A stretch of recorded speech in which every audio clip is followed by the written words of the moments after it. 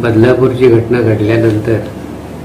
अनेक पडसाद महाराष्ट्रात आणि देशात उमटत आहेत। मुळातच ही घटना जेवढी दुर्दैवी आहे, निंदनीय आहे आणि संतापजनक आहे, तेवढीच त्यानंतर जे ॲक्शन घेणं गरजेचं होते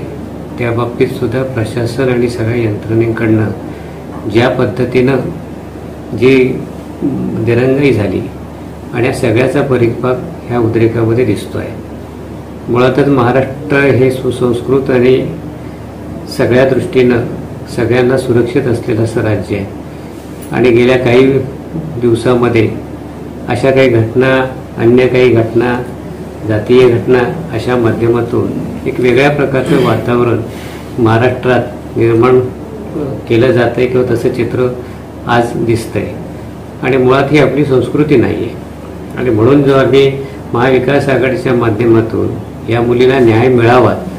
त्याचबरोबर ह्या ज्या घटना वारंवार सातत्याने घडत आहेत त्या घटनेच्या बाबतीत महाराष्ट्राच्या जनतेला हे मान्य नाही आहे आणि महाराष्ट्रातल्या अशा गोष्टी कधीही महाराष्ट्र सहन करत नाही हे दर्शवण्यासाठी महाविकास आघाडीने या मोर्चाचं जे बंदचं जे आवाहन केलेलं आहे, या आव्हानाच्या माध्यमातून महाराष्ट्रामध्ये सगळी जनता, अशा पुरोगामी विचाराची जनता ही अशा गोष्टीसाठी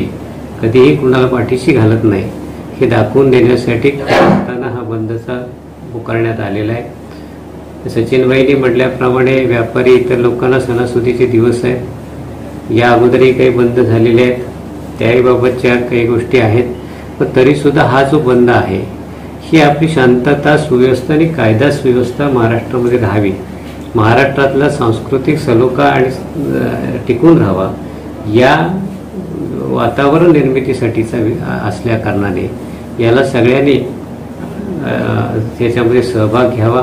आमच्या आव्हानाला प्रतिसाद द्यावा आणि हा बंद यशस्वी करण्यासाठी सर्वांचं सहकार्य लाभावं अशी विनंती महाविकास आघाडीच्या माध्यमातून आम्ही सर्वांना करतो आहोत। टाइम्स डिजिटलला लाईक करा, शेअर करा, सबस्क्राईब करा आणि बेल आयकॉन दाबायला विसरू नका। Times digital.